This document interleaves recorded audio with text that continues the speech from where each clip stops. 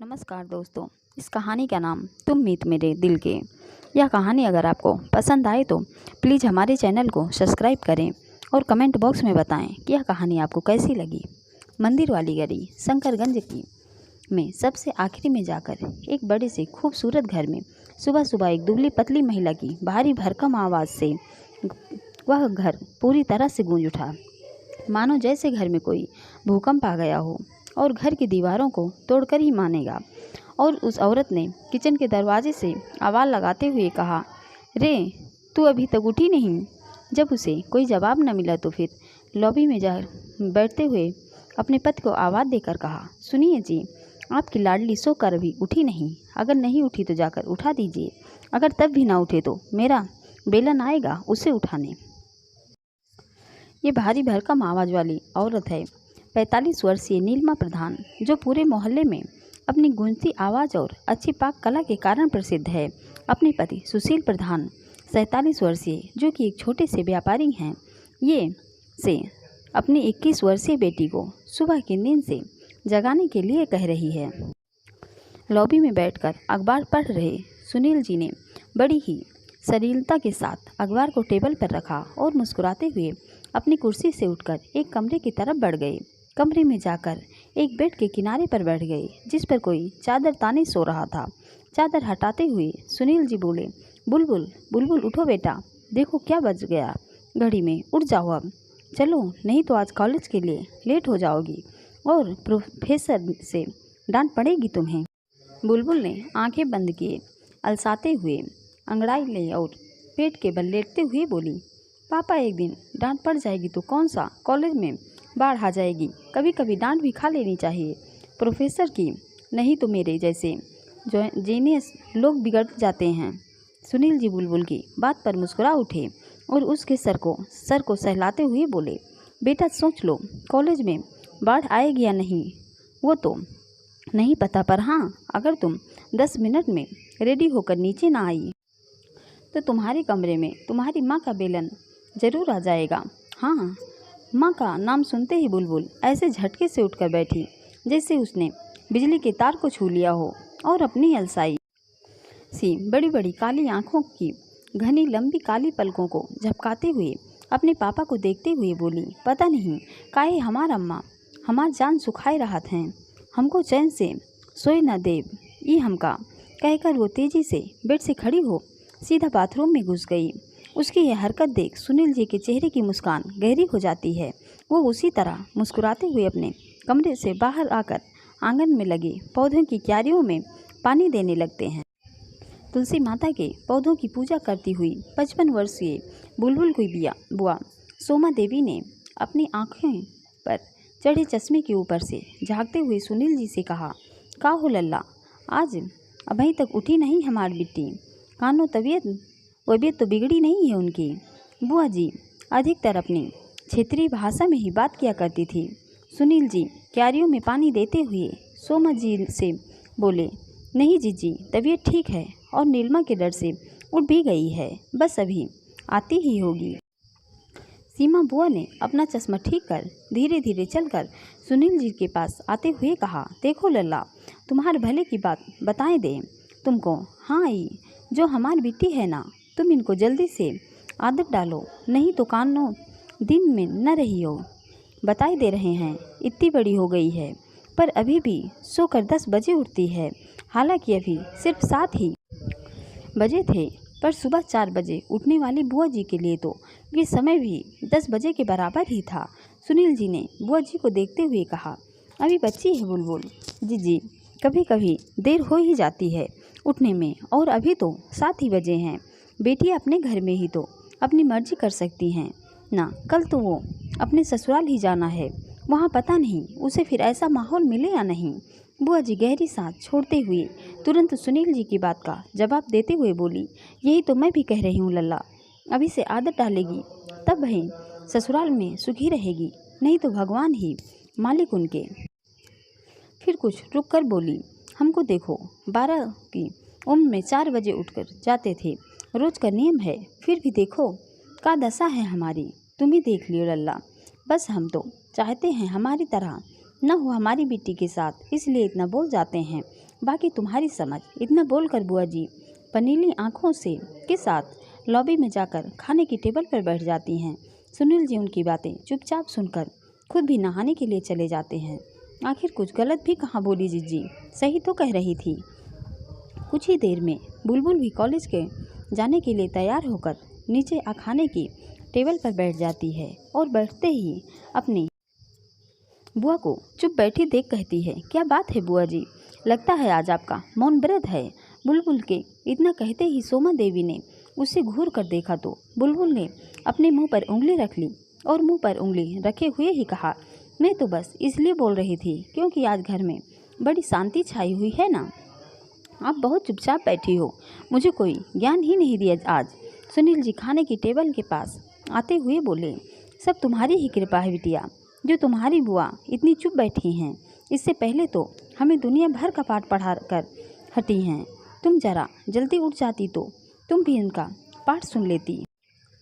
बुलबुल के मुंह में से उंगली हटाकर मुस्कुराते हुए कहा, बस यही एक वजह है पापा की मैं सुबह जल्दी नहीं उठना चाहती, क्योंकि मुझे पता है कि बुआ जी मुझे अपना पाठ सुना कर सन्यासी बना देंगी किसी दिन। इतना कहकर बुलबुल हंस देती है तो उसके पापा भी उसके मजाक पर दबी सी हंसी हंस देते हैं।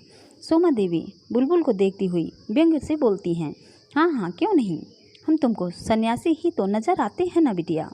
पर अपने बाप से तो पूछ लो कि हम सन्यासी कैसे बने, वो बता देंगे तुमको। कम से कम तुमको भी तो कुछ सीख मिल जाएगी ना।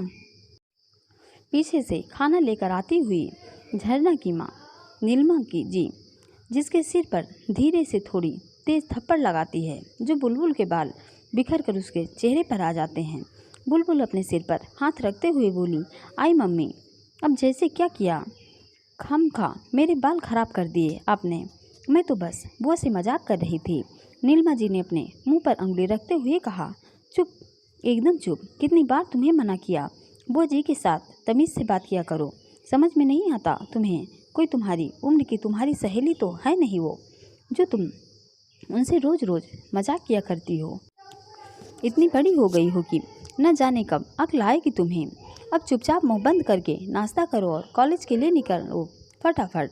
अपनी माँ की बात सुनकर बुलबुल ने अपना मुंह लटका लिया और चुपचाप बैठ नाश्ता करने लगी। यह देखकर बुलबुल की बुआ के मुंह पर मुस्कान तैर गई। उनके मन में बुलबुल के लिए प्रेम उमड़ आया, पर अगले ही पल चेहरे पर प्रेम और मुस्कान की जगह शक्ति ने ले लिया और बुलबुल की ओर देखते हुए धीरे से कहा, और लो बिट्टी, हमसे पंगे तुम्हें तुम्हारी माँ ही सीधा कर सकती है, वरना हमारी क्या मजाल हम तुम्हारी जुबान बंद कर सकें। फिर सुनील जी की तरफ देखते हुए बोली, बहुत सही कहती हैं इसकी माँ, इसके साथ इसकी जुबान को यही ताला लगा सकती हैं। तुम उसको रोका मत करो, वरना कल को बिटिया ससुराल में जूते खाएगी, फिर न कहना हमसे कह दे रहे हैं हम।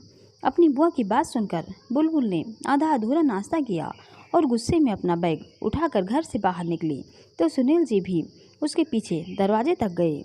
उसको देखते ही देखते बुलबुल स्कूटी पर सवार होकर तेजी से निकल पड़ी।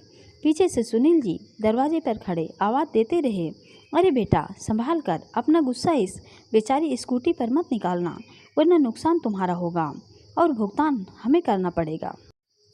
बुलबुल के कानों तक उसके पापा की आवाज़ शायद ही पहुंची होगी, क्योंकि वो बस अपनी धुन में स्कूटी चलाती हुई गुस्से से बड़बड़ाती हुई काफ़ी आगे जा चुकी थी। कुछ दूर जाकर उसने एक गली से सड़क की तरफ अपनी स्कूटी बेध्यानी से टर्न की तो किसी बाइक से टकरा गई। बाइक सवार बाइक को संभालता हुआ तो तिरछा हो गया, पर गिरा नहीं, क्योंकि उसकी बाइक की स्पीड कम थी। पर बुलबुल अपनी स्कूटी की स्पीड कुछ तेज होने की वजह से उसे लेकर एक और गिर पड़ी। एक तरफ गिरने की वजह से उसके एक हाथ और पैर में रगड़ लग गई।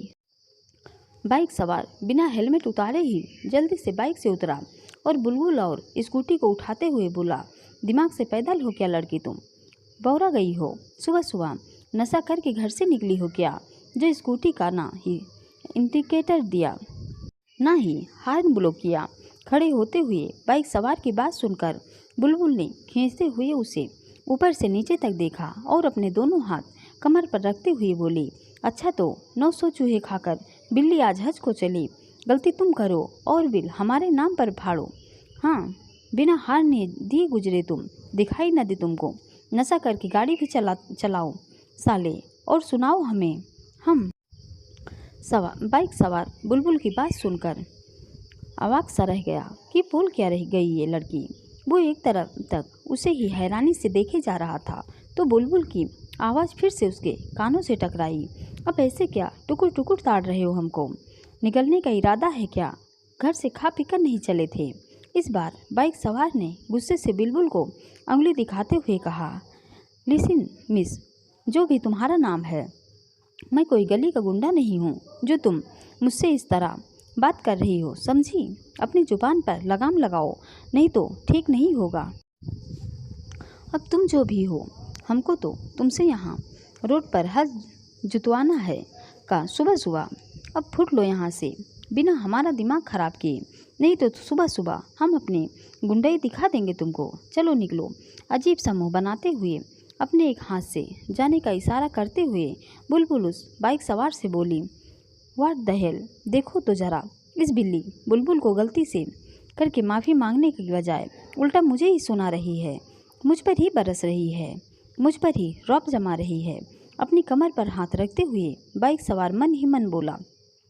फिर कुछ रुक कर बुलबुल को देखते हुए बोला, देखो मैं किसी से बात करने के मूड में नहीं हूँ। सुबह सुबह तो अपनी ये फटफटियाँ उठाओ और निकलो, चलो निकलो यहाँ से। बुलबुल ने बाइक सवार की आंखों में देखते हुए कहा, देखो तुम जो कोई भी हो, मुझे कोई इंटरेस्ट नहीं है जानने में। वैसे भी मुझे कोई शौक़ नहीं है यहाँ खड़े होकर तुम्हारे मुंह लगने का। और हाँ, निकलो तुम यहाँ से, वरना एक्सीडेंट का केस ठोंक देंगे तुम्हारे ऊपर, फिर देखते रहना, कहकर अपनी स्कूटी पर बैठने लगती है। बाइक सवार बुलबुल की इस बात पर हल्का सा हंसा और अपने हेलमेट का शीशा ऊपर कर नशीली आंखों से इशारा करते हुए बोला, ग्रेट, चलो ये भी कर लो तुम। ऐसा करो, मुझ पर केस ठोक ही दो, मैं भी तो जानूंगी कितनी पावरफुल हो तुम, कितने डंके बजते हैं तुम्हारे नाम से इस शहर में। कहकर बुलबुल की स्कूटी की चाबी निकालकर अपनी शर्ट की जेब में रख लेता है और अपनी बाइक पर सवार हो जाता है। बुलबुल ने जल्दी से जाकर गुस्से से उस बाइक सवार की शर्ट का कॉलर पकड़ा और उसकी आंखों में देखते हुए बोली, तुम्हारी आंखें तो साफ साफ बता रही हैं कि तुम कितने बड़े नशेड़ी हो, गुंडे मवाली भी हो गए तुम। तो सुनो, चाबी दो, वरना तुम मुझे जानते नहीं हो। बाइक सवार ने बुलबुल की कलाई पकड़कर अपना कॉलर छुड़ाते हुए गुस्से से कहा, मैं जो भी हूँ, चाबी तो तुम्हें नहीं मिलेगी, अब जो चाहे कर लो। बुलबुल ने अपना दूसरा हाथ जल्दी से उसकी पॉकेट में डाला और चाबी निकालकर उससे दूर खड़ी हो गई। बाइक सवार तिलमिला कर रह गया और बुलबुल की ओर गुस्से से देखने लगा तो वो उस बाइक सवार को चाबी दिखाते हुए बोली, ये लो देखो, ले ली अपनी चाबी, अब कर लो जो करना है, मैं अब चलती हूँ, बाय। कहकर अपनी स्कूटी पर सवार होकर निकल गई। जाते हुए बुलबुल मन में बोली, पता नहीं कैसे कैसे लोग से दुनिया भरी पड़ी है, छी, अब कभी दोबारा न मिले ये जाहिल मुझे। भगवान, आज तो मैं गुस्से में थी इसलिए उसे इतना सुना गई, पर क्या पता अगर कभी फिर वो मुझे मिला और गुस्से में ना हुई, मेरा मूड अच्छा हुआ तो न जाने क्या क्या सुना जाएगा वो मुझे, फिर मेरा क्या होगा। थैंक यू भगवान, बचा लिया आपने आज मुझे। बाइक सवार उसे जाते देख गुस्से से बोला, नॉनसेंस, इडियट, इतनी बदतमीज लड़की है, अच्छा खासा मुँह का मार बना दिया पागल ने, बट कोई बात नहीं, तुम्हारा हिसाब जरूर किया जाएगा। कहकर अपनी बाइक स्टार्ट कर वहाँ से जाने को होता है, पर अचानक से उसकी नज़र ज़मीन पर पड़ी किसी चीज़ पर पड़ जाती है जो बाइक पर बैठे हुए ही उसे उठा लेता है। वो पीछे से देखने में किसी आईडी कार्ड जैसा था। उसने कार्ड को सीधा करके उस पर लिखा नाम देखा, जिसे देखते ही उस बाइक सवार के चेहरे पर हल्की मुस्कान तैर गई।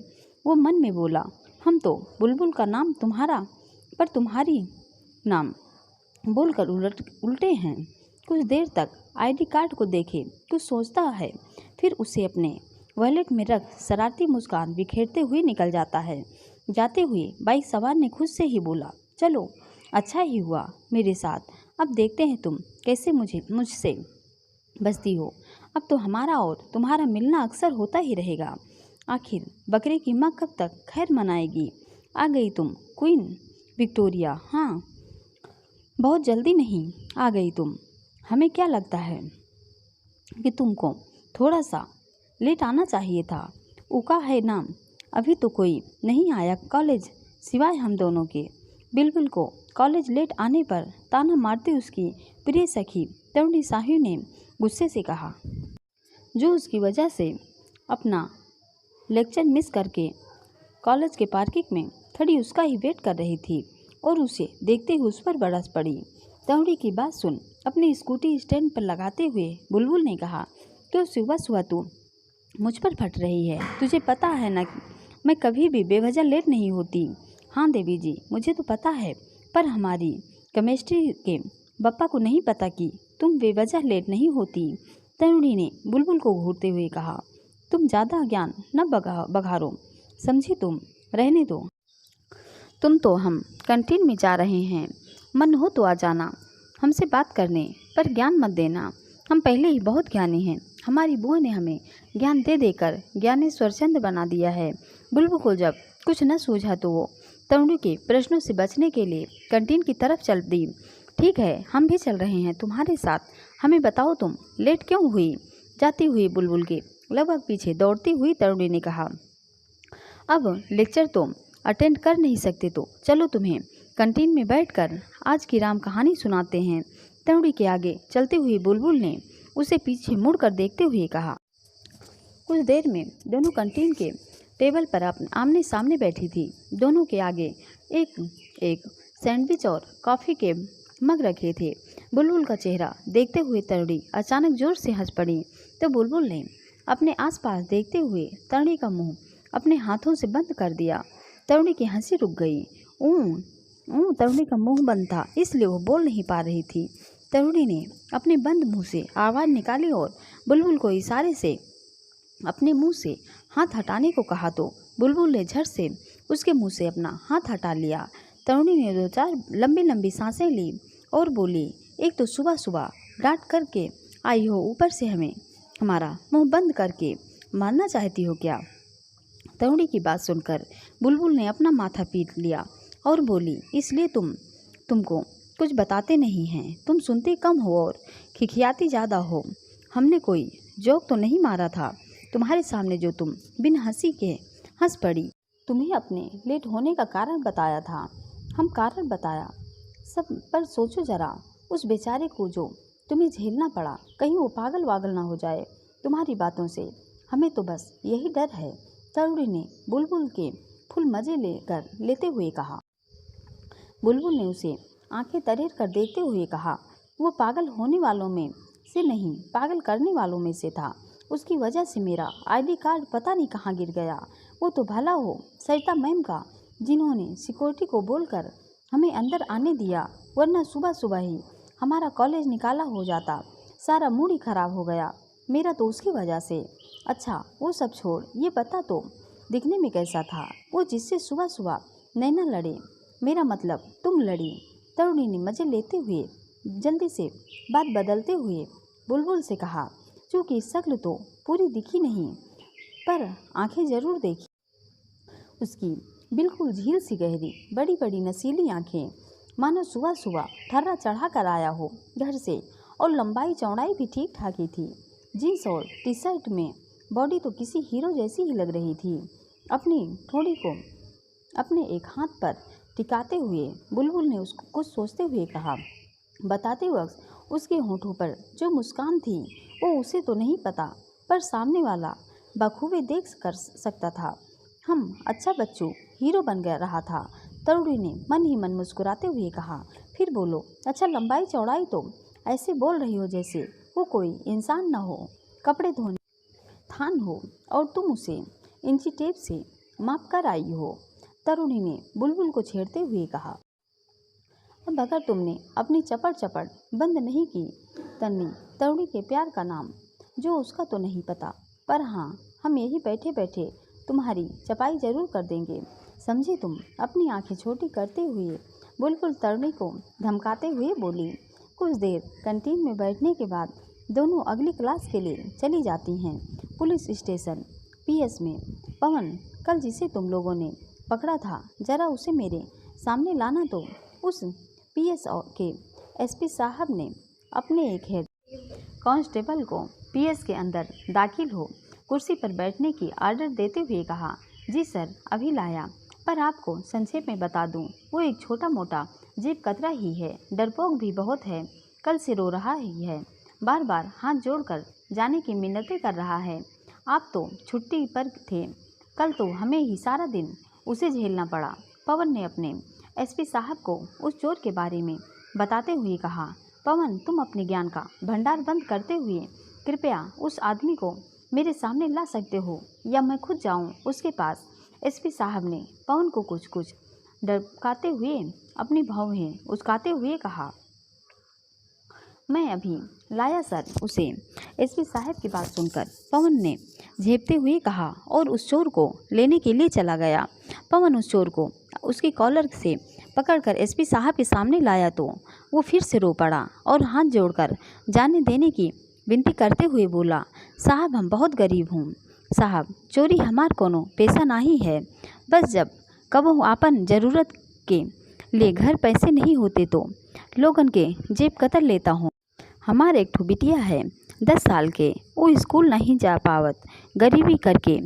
अगर तुमको यकीन ना हो तो हमार संगे हमार घर चल के देख लियो। कहते हुए वो हमारे एसपी साहब के पैरों के पास बैठ गया। ओए उठ, क्या करता है, हमारे सर के कपड़े खराब हो जाएंगे।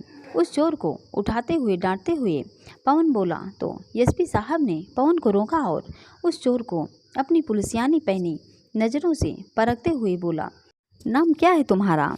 हमारा नाम लल्लन है। हाथ जोड़े हुए ही कांपते होंठों से चोर बोला, ठीक है लल्लन, अभी तो छोड़ रहा हूँ तुमको, पर अगर दोबारा किसी जेब काटी तो हमेशा के लिए अंदर कर दूंगा, फिर रोते रहना अंदर बंद पड़े। एसपी साहब ने उसे देखते हुए सख्ती से कहा, नहीं साहब, अब से नहीं करूँगा ये काम। कहकर चोर एसपी साहब का धन्यवाद करता हुआ जाने के लिए मुड़ा तो एसपी साहब ने उसे टोका। वो गले से थूक गटकते हुए पीछे मुड़ा और एसपी साहब को देखने लगा। एसपी साहब उसके पास आए और अपनी पॉकेट से 5,000 रुपये निकाल कर देते हुए उसे बोले, इन पैसों से कोई छोटा मोटा काम करो और अपनी बेटी को स्कूल पढ़ने के लिए भेजो। अगर और पैसे की ज़रूरत हो तो मुझसे मिल लेना, यही मिलेगा। ठीक है सर। लल्लन ने वो पैसे लिए और मुस्कुराते हुए हाथ जोड़कर एसपी साहब का धन्यवाद करते हुए बोला, कभी हमार कोनो ज़रूरत हो तो हमका याद कर लेना साहब। रेलवे स्टेशन के पास ही हमार घर है, किसी से भी हमार नाम लेकर हमार बारे में पूछ लेना। कहकर चला गया। लल्लन के जाते ही पवन ने एसपी साहब से कहा, जिस तरह से आपने मुझे लल्लन को बुलाने को कहा था, मुझे तो लगा आप उस पर गुस्सा करोगे, पर आपने तो उसे जाने दिया। गुस्से में तो मैं था, पर किसी का गुस्सा किसी लाचार पर नहीं उतार पाया। लल्लन सच में चोर नहीं है, बस हालातों का मारा है, उस पर गुस्सा करने का मन ही नहीं किया।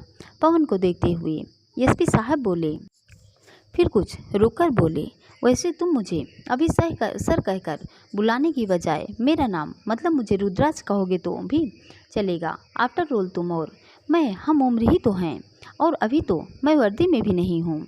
नहीं सर, तो क्या हुआ, जो मैं और आप हम उम्र हैं। आपने अपनी मेहनत और काबिलियत से ही अपनी कम उम्र में कामयाबी हासिल की है, तो आप इस शब्द सर के हकदार हैं। पर हाँ, अगर कभी हम बाहर दोस्तों की तरह बैठे तो ज़रूर आपको आपके नाम से बुला लूँगा। मुस्कुराते हुए पवन ने एसपी साहब रुद्राज ठाकुर से कहा, तो वो भी मुस्कुराते हुए अपना सिर हाँ में हिलाते हुए अपनी जगह पर वापस बैठ गए। पवन ऑफिस में अपनी जगह पर जाकर बैठ गया। रुद्राज ने अपना सिर कुर्सी पर पीछे की और लगाते हुए अपनी आंखें बंद की तो सुबह का वही दृश्य उसकी आंखों के आगे घूम गया, जब उसकी बुलबुल की स्कूटी के साथ टक्कर हुई थी। बुलबुल का चेहरा उसकी आंखों में कुछ यूं तरह उतर चुका था कि हटने का नाम ही नहीं ले रहा था। काली काली बड़ी आंखें बिन काजल के भी कितनी सुंदर और सजीली लग रही थी, जिसमें मानो रति के समान तरासा हुआ कामदेव को भी अपनी ओर आकर्षित कर ले। उस पर पहना हुआ गहरे पीले रंग का सूट उस पर यूं फब रहा था जैसे धरती को आसमान और समंदर से मिलकर अपने आगोश में भरकर उसे अपने रंगों में रंग दिया हो। रुद्राज बुलबुल के ख्यालों में खोया हुआ था, पर जब उसे बुलबुल की कही हुई बातें नशेड़ी गुंडे मवाली याद आई तो उसने झटके से आंखें खोल दी, जिस कारण एक बार फिर से उसके माथे की लकीरें तन गई। कॉलेज की छुट्टी होने पर बुलबुल तरुणी को उसके पास घर ड्रॉप कर अपने घर के लिए निकल जाती है, पर जाते हुए मोड़ पर जिस जगह सुबह उसका रुद्राज के साथ एक्सीडेंट हुआ था, उसे एक बार फिर से रुद्राज की नशीली आंखें, उसकी बातें याद आ गई। वो उसके ख्यालों को झटकते हुए स्कूटी रोककर अपना आईडी कार्ड ढूंढने लगी कि शायद ही मिल जाए, पर सब व्यर्थ। उसे तो वो कार्ड नहीं मिला। वो तो बुदबुदाते हुए अपने घर चली जाती है। बुलबुल को घर के मुख्य दरवाजे के अंदर आते देख आंगन में लकड़ी के तख्त पर बैठी बुआ जी ने आवाज़ दी, आ गई हमारी बिट्टी। नहीं, अभी आधी आई हूँ, आधी बाद में आऊँगी। बुलबुल ने बुआ की बात सुनकर रुकते हुए मन ही मन कहा, आओ हमार लगे आओ। बुआ ने बड़े ही स्नेह से बुलबुल को अपने पास बुलाते हुए कहा, तो बुलबुल थके हुए कदमों से अपनी बुआ के बगल में आ बैठी। बुआ का ध्यान अचानक से बुलबुल की उस बाजू पर गया जिस पर सुबह गिरने की वजह से रगड़ लग गई थी। उन्होंने कुछ घबराते हुए बुलबुल से पूछा, अरे रे बिट्टी, ये का भावा हो गवा, ये क्या हो गया? तुम्हार हाथन माँ कैसे लग गई? बुलबुल को चुप बैठी देख बुआ जी ने प्यार से उसके बालों में हाथ फेरा और बोली, हम तुम्हारे लिए हल्दी का लेप लेकर आते हैं, रुको जरा, कहकर रसोई घर में से लेप लेने चली जाती हैं। बुआ प्यार से बुलबुल की बाजू पर हल्दी का लेप लगाते हुए बोली, तुमको हमारी बातों का गुस्सा था ना, तभी लगा ली होगी ये चोट। तो बुलबुल ने उनके चेहरे पर नज़र जमा दी और मन में बोली, एक तो इनका भी कुछ पता नहीं चलता, सुबह ही देख लो हमारी जान की दुश्मन बनी हुई थी, हमें कोस रही थी, और अब देखो तो जरा ऐसे लाड लड़ा रही कर लेप लगा रही हैं जैसे इनमें बड़ा हियायती और हमदर्द हमारा और कोई भी नहीं है ना इस दुनिया में। हल्दी का लेप साइड में रखते हुए बुआ ने बोल ही दिया, तुम यही सोच रही हो ना बिट्टी कि सवेरे तो हमने तुमको बड़ी डांट पिलवाई और अब प्यार जता रहे हैं, है ना? हाँ। बुआ की बात सुनकर बुलबुल ने आश्चर्य से अपनी बड़ी बड़ी आंखों से बुआ की ओर देखा तो बुआ के होंठों पर बड़ी सी मुस्कान आ गई। बुलबुल ने हड़बड़ाते हुए बुआ से कहा, ऐसा नहीं है जैसा आप सोच रही हैं बुआ, हम तो बस आपको समझने की कोशिश कर रहे हैं कि अभी से आपका प्यार है या जो सुबह किया वो। बुलबुल की बात सुन बुआ ने अपनी ठोड़ी को प्यार से पकड़ते हुए कहा, सुबेरे तो हम तुम्हारी चिंता माँ बोल रहे थे और अब प्यार जता रहे हैं, हमको भी तो तुम्हारी फिक्र होती है, अब भी तो तुमको प्यार करते हैं ना बिट्टी, तो काहे ना हमारी भविष्य की चिंता करें। तुम पढ़ी लिखी हो तो इसलिए तुम्हारा दृष्टिकोण हमसे काफ़ी भिन्न है, बस यही अंतर है। सुबेरे हम कुछ ज़्यादा ही बोल गए, हमको माफ़ करना बिट्टी, कहते हुए बुआ जी ने अपने हाथ बुलबुल के सामने जोड़ दिए। ये क्या कर रही हैं बुआ जी आप तो बस अपना हाथ हमारे सिर पर रखो, आशीर्वाद देने के लिए तुम्हारा पूरा हक है हम पर, जो मन में आए वो कहो। तुम भी तो हमारी माँ ही हो, इसलिए कभी हाथ मत जोड़ना हमारे आगे, बता रहे हैं हम, नहीं तो ऐसा भीषण रूठेंगे कि मना नहीं पाओगी कभी। बुलबुल ने बुआ का हाथ पकड़कर अपने सिर पर रखते हुए उन्हें दुलार से गले लगाते हुए कहा। बुलबुल की माँ उन दोनों का प्यार अंदर रसोई से ही देखकर मंद मंद मुस्कुरा रही थी और सोच रही थी, बिल्कुल अपनी बेटे जैसी ही तो प्यार करती हैं जिज्जी हमारी बिट्टी को, और बिट्टी भी तो अभी उतना जितना ख्याल रखती है। वो बात और है कि हमेशा जिज्जी को सताती है, पर अभी देखो जैसे जिज्जी के बिना कोई अस्तित्व ही ना इसका, न जाने कब इतनी बड़ी और समझदार हो गई मेरी शरारती सी बुलबुल। उन्हें आज बुलबुल की प्यारी सी हरकत पर बड़ा प्यार आ रहा था वरना वो तो उसे हमेशा डांटती रहती थी। शाम का वक्त हो चला था। हमारे एसपी साहब रुद्राज ठाकुर भी पीएस की ड्यूटी से करके घर की ओर निकल पड़े। थके हारे घर पहुँचे, हॉल में ही पसर गए। एक प्यारी सी 3-4 साल की बच्ची दौड़ी आती है और उनके गालों को चूमते हुए उनकी गोदी में बैठ जाती है। रुद्राज भी उसे अपनी बाहों में भरकर प्यार से उसके गालों को चूम लेते हैं। सीवी बाबू, मम्मी कहाँ है आपकी? मम्मी मार्केट गई है, मेरे को छोड़ के चली गई। रुआसा सा मुँह बनाते हुए सीवी ने मासूमियत से रुद्राज को जवाब दिया तो मुस्कुरा उठा। उसकी सारी थकान उतर गई। इतने में रुद्राज की मम्मी अनुराधा ठाकुर उसके लिए चाय नाश्ता ले आई। उन्होंने सीवी को अपनी गोद में उठा लिया ताकि रुद्राज आराम से चाय पी सके। रुति, क्या बात है बेटा, आज तुम कुछ परेशान और थके थके से लग रहे हो। रुद्राज की माँ ने उसके चेहरे का जायजा लेते हुए शिवी को गोद में ले कर उसके बगल में बैठाते हुए कहा, हाँ नहीं मम्मी, ऐसी कोई बात नहीं है, यूं ही बस। आपको तो पता ही है, जितनी ऊंची पोस्ट उतनी जिम्मेदारियाँ। कहते हुए चाय का कप खत्म किया और अपना सिर सोफे पर टिका कर अपनी आंखों को बंद कर लिया। मम्मी आ गई कहते हुए शिवी दरवाजे की ओर दौड़ी, जहाँ से एक 29-30 साल की महिला साड़ी पहने चली आ रही थी। महिला ने शिवी को झट से गोद में उठा लिया और उसे प्यार करते हुए बोली, मेरा बच्चा, मम्मी की याद आ रही थी आपको? हाँ, इतनी सारी याद आई मेरे को आपकी। हाँ, मैं गर्दन हिलाते हुए शिवी ने अपनी दोनों बाहें फैला दी थी। डिम्पल बेटा, तुम देर कर दी आने में, अनुराधा जी ने उस महिला से पूछते हुए कहा तो वो बोली, हाँ मम्मी, वो एकता मिल गई थी जो मेरे साथ लखनऊ में 12वीं तक पढ़ी थी। उसकी शादी भी यही हुई है ना, तो मुझे अपने साथ ले गई थोड़ी देर कहीं बैठने के लिए, बस इसलिए लेट हो गई। डिम्पल, यार तेरे पास फ़ोन है ना, तो कॉल करके बोल सकती थी माँ को कि आने में लेट हो सकती हूँ। पता है ना, शिवी तेरे बिना नहीं टिकती है, रुद्राज ने गुस्से से कहा।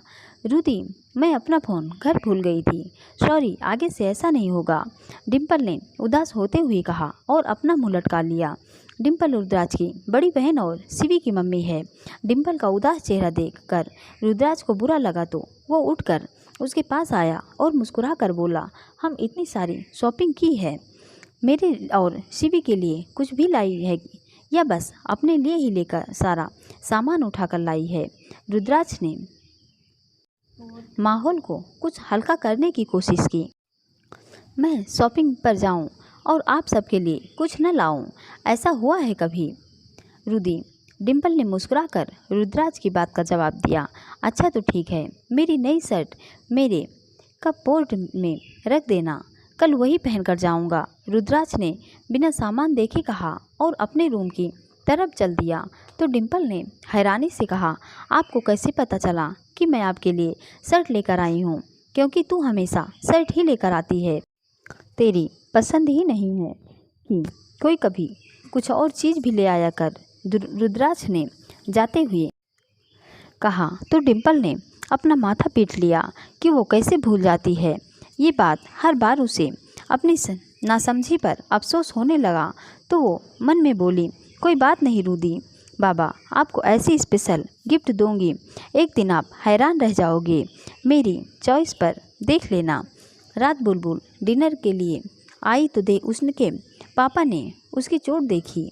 उन्होंने बुलबुल को प्यार से डांटते हुए स्कूटी ध्यान से ड्राइव करने को कहा और हल्दी वाला दूध पीने को कहा। बुलबुल नाक सिकोड़ते हुए दूध पी रही थी, साथ ही साथ मन में रुद्राज को कोसते हुए सोच रही थी, न जाने किस घड़ी में घर से निकली थी कि तुम्हारा मुंह देख लिया सुबह सुबह और सब गड़बड़ हो गया। ये सब जो हो रहा है ना, तुम्हारी वजह से हो रहा है मिस्टर, कभी मिलो दोबारा तुम्हें तो हम बख्शेंगे नहीं, देख लेना, लिटा लिटा कर मारेंगे हम तुम्हें।